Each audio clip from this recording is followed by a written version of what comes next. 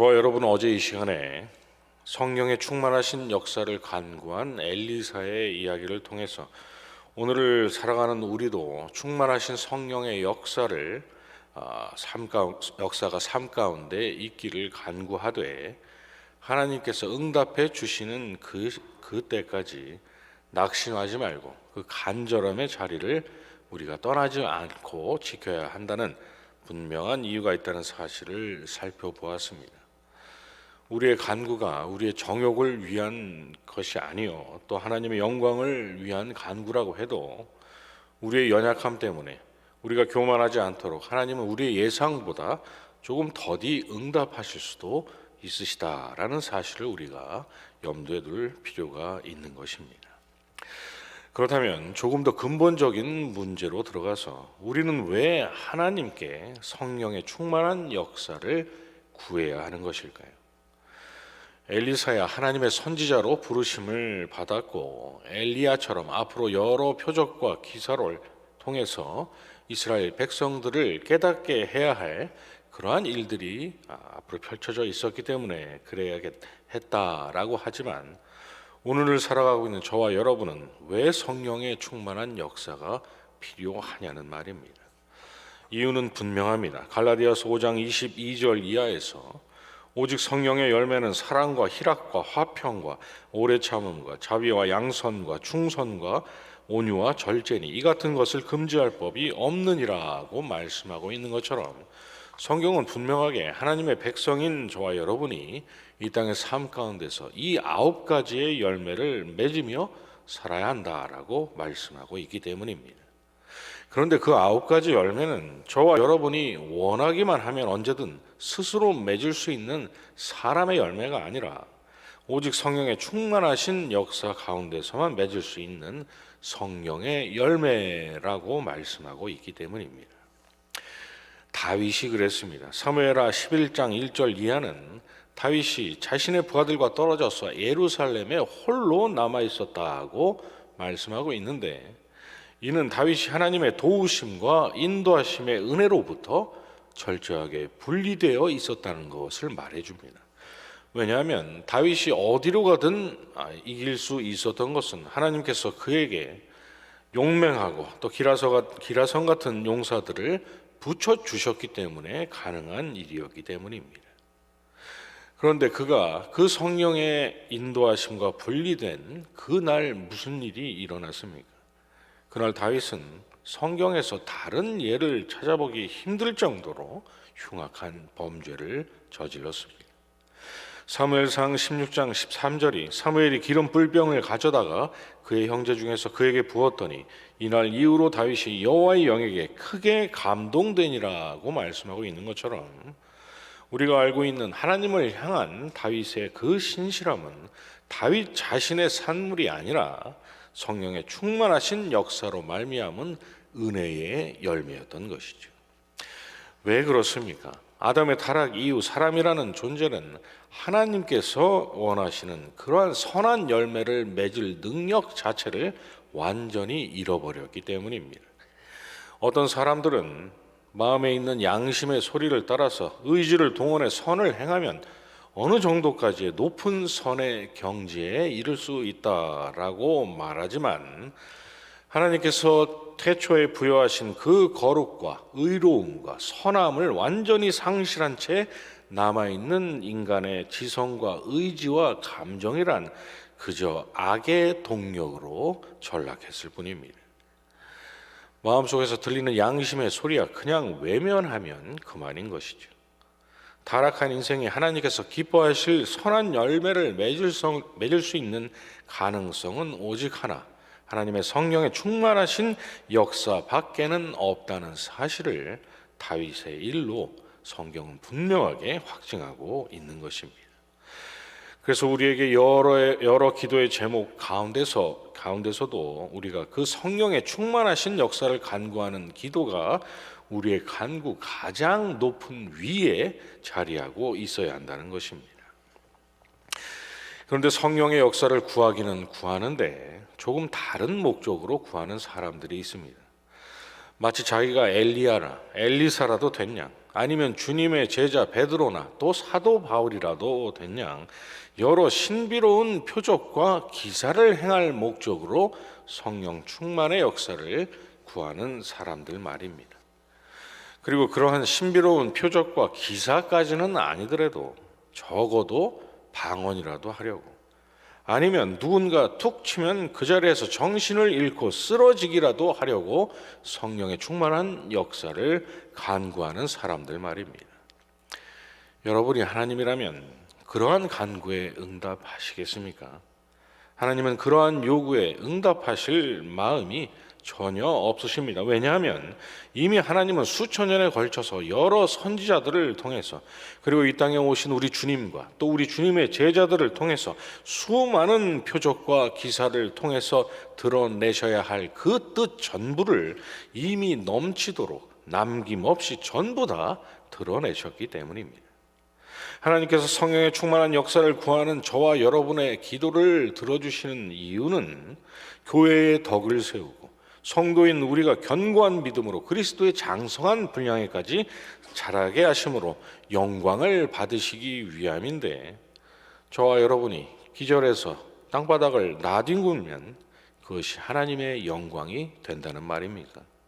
고린도전서 12장 30절에서 사도는 너희가 다 방언을 말하는 자이겠느냐라고 했고, 이후 14장 23절에서는 너희가 전부 방언으로 말하면 믿지 않는 자들이 너희를 보면서 미쳤다 하지 않겠느냐라고 했던 것처럼, 모든 성도가 알 수 없는 소리로 동시에 난리가 나면 안으로나 밖으로나 그것이 교회의 덕이 된다는 말입니까?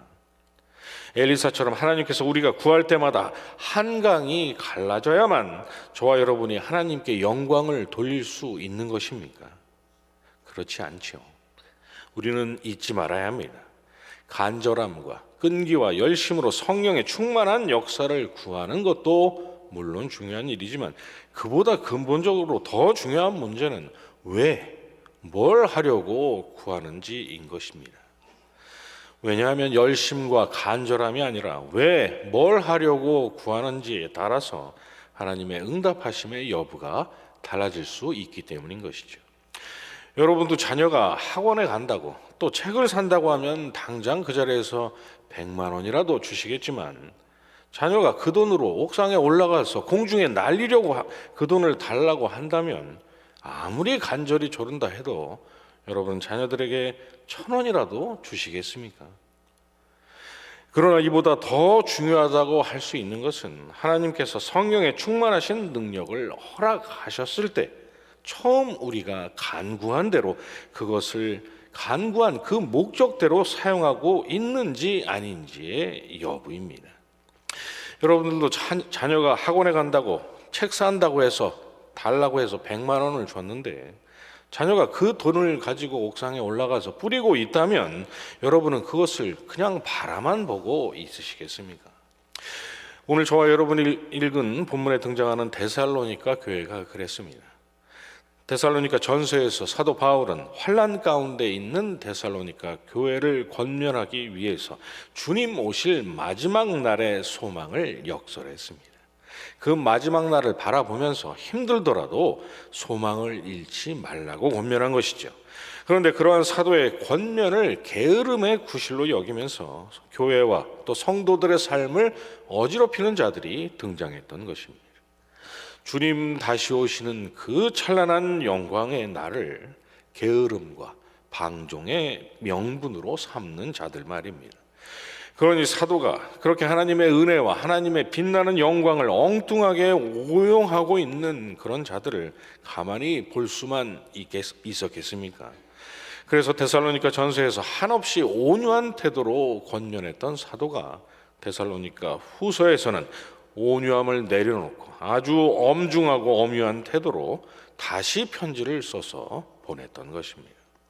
오늘의 또 다른 날조 열왕기와 3장에 등장하는 자기 아들을 번제로 바친 모압 왕은 어떠합니까? 하나님은 그런 짓을 하라고 번제의 규례를 허락하신 것이 아니셨습니다. 피 흘림 있는 대속을 통해서 거룩하지 않은 인생이 거룩하신 하나님 앞에 나올 수 있도록 하신 그 은혜의 방편을 그 모압 왕은 자신의 소원을 들어줄 요술 램프의 요정을 불러내는 그러한 주술적인 방편으로 오용했던 것입니다.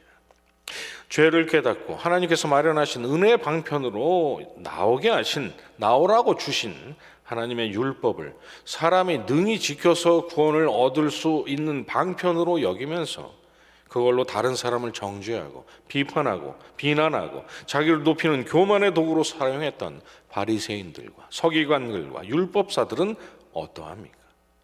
오늘날 예수 그리스도를 구주로 믿으면 구원을 얻는다고 하면서 또 한편으로는 이 땅에서의 삶의 행실에 따라서 믿음으로 얻은 그 구원이 언제든 취소될 수 있다고 윽박 지르는 사람들. 그래서 신자들을 공포에 몰아놓고 자기 말이라면 죽는 신용까지 할 사람들로 만드는 사람들도 마찬가지입니다. 또 이와는 정반대로 주님 다시 오실 날을 게으름의 구실로 삼았던 데살로니가 교회 사람들처럼 오늘날 주님께서 십자가 위에서 우리의 모든 죄를 전부 사해 주셨으니 우리는 회개할 필요도 없고 죄를 짓지 않으려고 노력할 필요가 없다라고 방종을 부추기는 그러한 사람들은 또 어떠합니까? 그들 모두가 한결같이 지식이든 능력이든 은혜의 방편이든 하나님께서 주신 것을 엉뚱한 용도로 사용하는 자들인 것입니다. 하나님께서 그런 그들을 언제까지나 그냥 바라만 보시겠습니까? 하나님께서 기뻐하실 만한 선한 의도와 계획을 가지고 열심을 가지고 끈기 있게 간절히 기도해서 하나님께서 응답해 주셨다고 해도 하나님께서 주신 것을 엉뚱한 용도로 사용하고 있다면 하나님께서 그걸 그냥 계속 사용하도록 내버려 두실 리가 있겠냐는 말입니다. 그러니 여러분, 우리가 선한 뜻으로 성령의 충만한 역사를 구하고 하나님께서 그 우리의 간절함에 응답하셔서 우리의 믿음이 자라고 전보다 더욱 헌신하는 그러한 성도 되게 역사하시고 인도하셨다 해도 이후 우리의 마음 한 구석에 그러한 우리의 높아진 견고해진 믿음과 헌신과 신실함을 근거로 누군가를 우리가 비판하고 업신여긴다면 그들처럼 우리도 그들과 다를 바 없이 하나님의 은혜를 엉뚱한 데다 사용하고 있는 것이라는 사실을 우리는 잊지 말아야 합니다. 우리도 얼마든지 그럴 수 있습니다. 왜 그렇습니까? 우리라는 존재는 성령의 충만한 역사 가운데서 한 손으로는 사랑으로 형제와 이웃의 손을 잡으면서도 또 다른 한 손으로는 하나님께서 주신 그 사랑으로 남을 찌르는 무기로 사용할 수도 있는 그런 존재들이기 때문입니다. 그래서 바울 사도가 자신의 서신서에서 끊임없이 마치 그 말을 하지 않으면 어떠한 말도 할 수 없는 것처럼 주 안에서 그리스도 안에서 예수 안에서라는 말을 끊임없이 쉴 새 없이 반복했던 것입니다. 그래서 우리 주님께서 서로 사랑하라고만 하시지 않으시고 내가 너희를 사랑한 것 같이 사랑하라고 말씀하셨던 것이죠. 너희도 나처럼 이웃을 위해서 목숨이라도 내주며 살아라는 말씀이 아니라 내가 너희를 이처럼 사랑했으니 이 사랑을 입은 너희도 그런 나를 바라보고 나 때문에 나를 위해서 이웃을 사랑하라는 것이죠.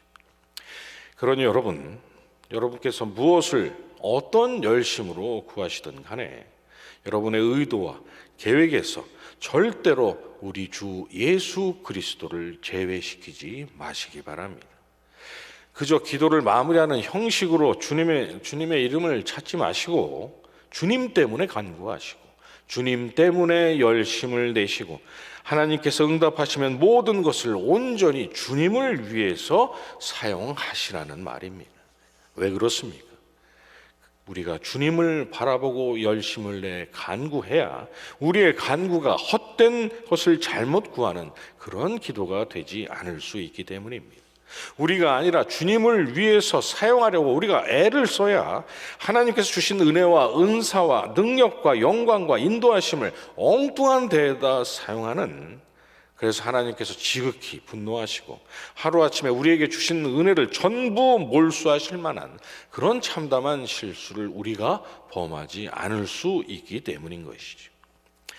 여러분 기억하시기 바랍니다. 우리가 바라보고 붙잡는 우리 주님께서 간구하는 우리의 마음과 생각을 지켜주시고 하나님께서 우리의 기도에 응답하셔서 우리에게 능력과 여러 지혜로 함께 해 주실 때 저와 여러분으로 하여금 좌로나 우로나 치우치지 않는 균형 있는 성도의 삶을 살 수 있도록 반드시 도우실 것입니다. 바로 이 이유 하나 때문이라도 우리가 주님을 시작부터 끝까지 바라와야 할 분명한 이유가 있는 것입니다. 오늘 하루도 하나님께서 허락하신 오늘 하루도 주님과 함께 이러한 삶을 살아가시는 저와 여러분이 되시기를 주님의 이름으로 축원합니다. 주님 가르쳐 주신 기도로 새벽 예배 마치고 가지고 나오신 여러 기도의 제목들 가지고 계속 기도하겠습니다. 하늘에 계신 우리 아버지여, 이름이 거룩히 여김을 받으시오며 나라의 임하옵시며 뜻이 하늘에서 이루어진 것 같이 땅에서도 이루어지이다. 오늘날 우리에게 일용할 양식을 주옵시고 우리가 우리에게 죄진 자를 사하여 준 것 같이 우리 죄를 사하여 주옵시고 우리를 시험에 들게 하지 마옵소서. 다만 악에서 구하옵소서. 대개 나라와 권세와 영광이 아버지께 영원히 있사옵나이다. 아멘.